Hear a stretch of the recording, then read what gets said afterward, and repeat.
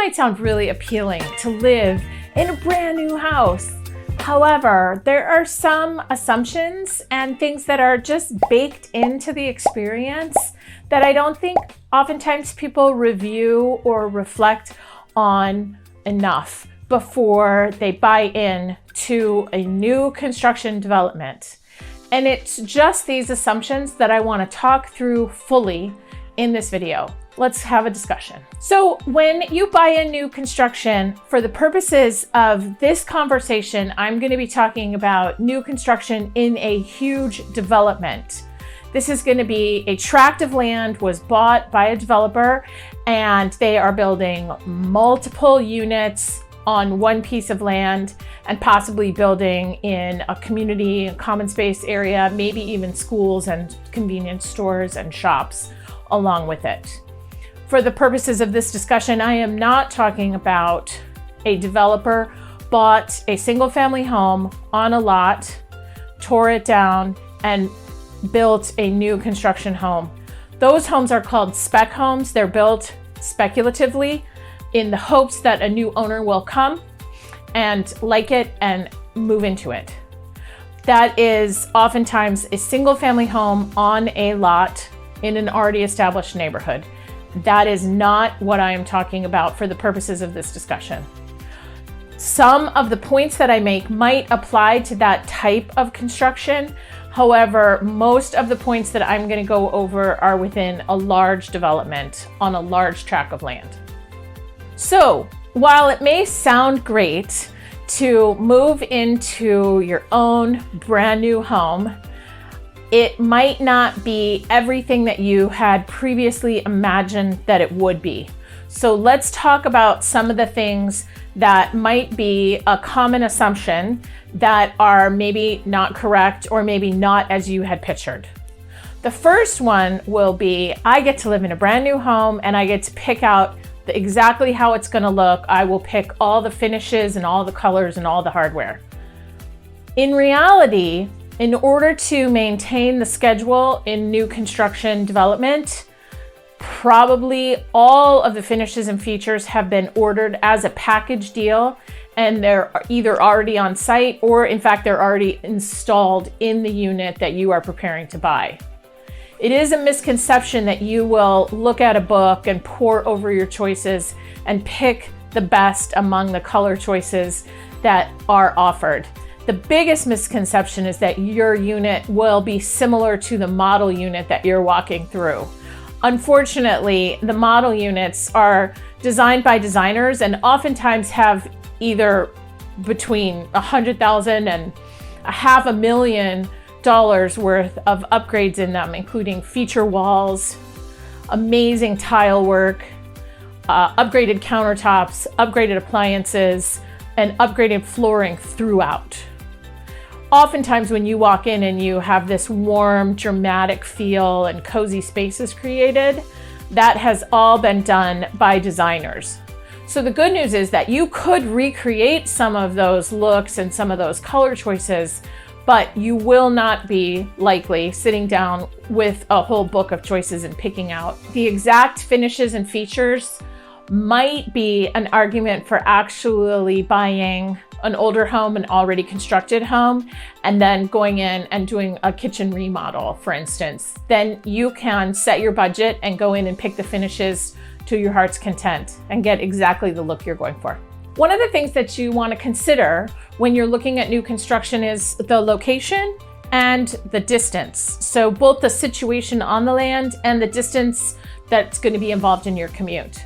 We live on a peninsula, and the Silicon Valley is bordered by the bay, and it's bordered by the Pacific Ocean. And the only free extending land we have is in the East Bay and the South Bay. And so if you're willing to drive out, the price will go down. If you're willing to drive into your work, the price will go down. However, if you want to live in close proximity to some of the tech giants, you will need to pick a development that's closer in. Some of the developments that are closer in, such as Sunnyvale or Mountain View, there has not been any new land created. And so the parcels of land that are being developed right now have been passed over 10 years ago, 12 years ago, 20 years ago. And so now, oftentimes, the situation of these parcels of land are right up against a highway or right up against railroad tracks or backing up to industrial zones. So you want to check carefully around the neighborhood and around the property that you're buying to see if you like the neighborhood and the situation and what it has to offer. You also, for any house you purchase, you're going to check the commute times and the travel and the modes of transportation that you're able to take from your new place that you're thinking about purchasing. The next thing I want to talk about is high density. Due to the overall nationwide housing shortage, we're looking for higher density living. And in fact, the zoning laws have changed in the Santa Clara County and require builders to build higher density living. What this means to us is that you are going to likely be sacrificing outdoor space, private outdoor space that's private to you. You will likely be sacrificing window space and sunlight, and you will likely be sacrificing the opportunity to live all on one level. Let's talk about those three things. So first of all, in a new construction development, there is a premium put on the footprint of land that each unit is built in. So a very common layout is going to be the townhome layout. So then you drive in the garage in the back, and you have a doorway and an entryway in the front. You go up one level and you have most of the public family living area. So you have a kitchen, a living room, a dining room. And then you go up another level and you have most of the bedrooms. That's a common layout for new construction.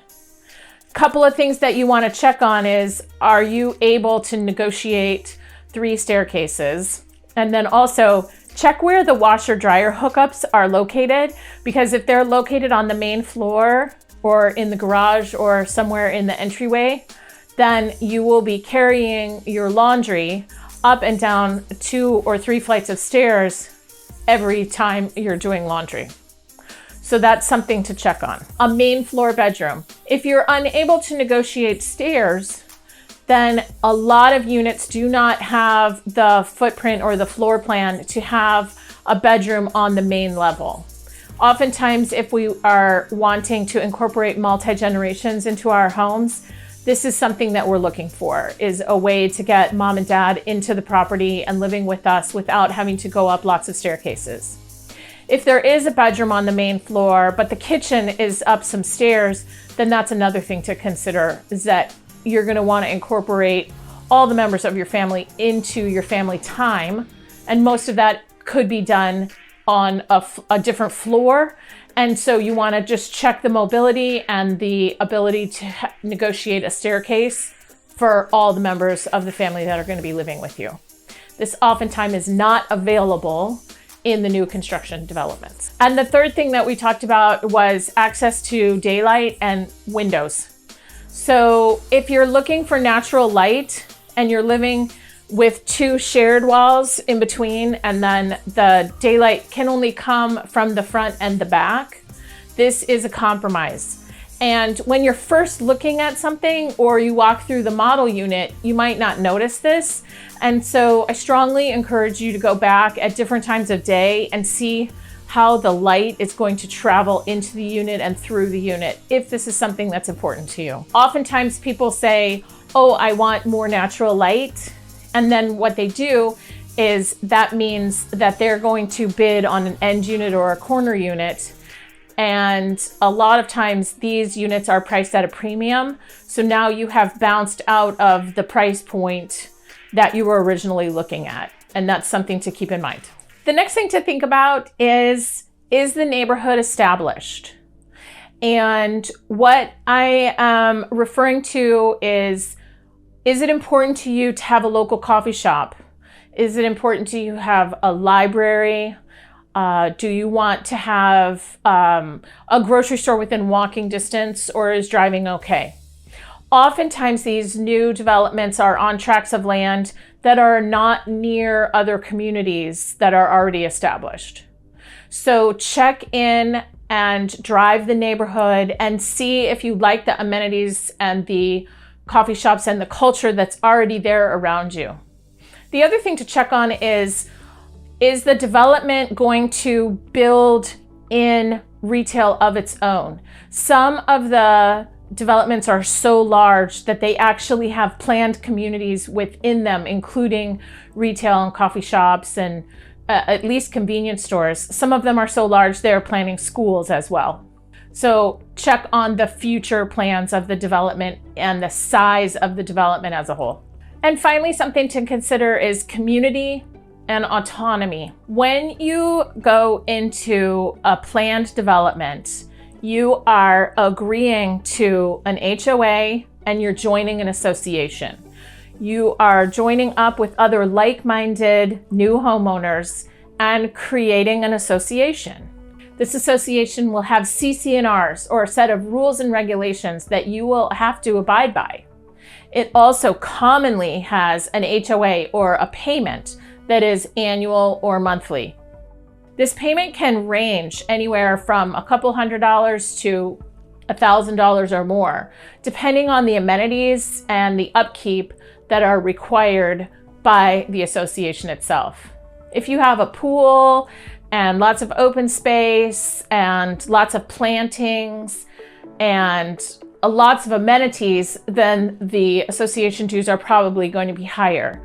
If you don't have a lot of common area and there's just minimal landscaping and maintenance, then you could assume that the association dues would be lower. If we talk about autonomy, you are buying into an association of like-minded homeowners. So you want to really read through the CC&Rs and make sure that you are aligned with them. It would be a real shame if you got in and realized that there was a pet restriction that didn't fit with your lifestyle, or if you really gravitate towards bright colors and the association has a set color palette for painting the exterior of your house.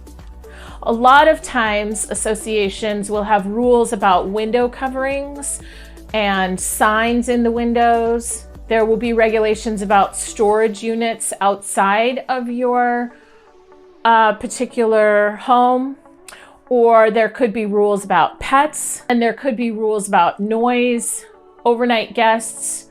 There are parking regulations.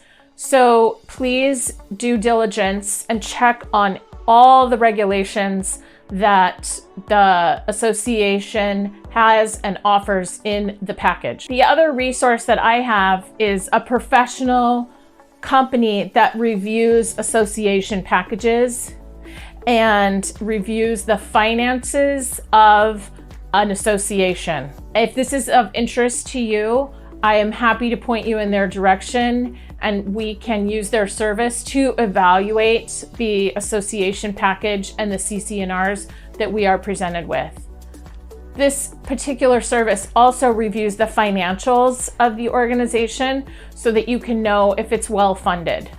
Most of the time, the funding comes after the fact if you're buying into a condominium or a housing development that's already been built and you're buying into it. However, I think it would be good to look at the financials of any association that you're buying into before you buy into it. Lastly, let's talk about the price appreciation. Just like a new car, the biggest price drop that a new car will ever have is when you drive it off the lot, because it's no longer new. You will be the only first person to drive that car off the lot. And so similar, if you buy a brand new home, you will be the first person and the only person that can say, I'm the only person that ever lived here. And so because of that, the developer is able to charge a premium to let you live in a brand new construction. Now, the home should still maintain its value. However, you will be paying a premium to be the first person to live there. After that, the premium is that it's still newer construction, but it's not brand new. And in that way, you need to understand that the appreciation will not be the same as a single family home that is already built. And we might expect to see more of equity increase for a single family home year over year than we would for the first few years after you move into the brand new construction. So that's something to keep in mind and reflect on in terms of looking at your finances. If you have found this discussion to be helpful, I would value your subscription. I also would value the chance to meet with you and talk through the different options. I have helped my clients buy in new construction developments, and I have also helped my clients buy already existing homes. Let's talk about whichever of those choices is right for you. My name is Susan Cornish, and I can't wait to be your real estate resource of choice. Let's connect.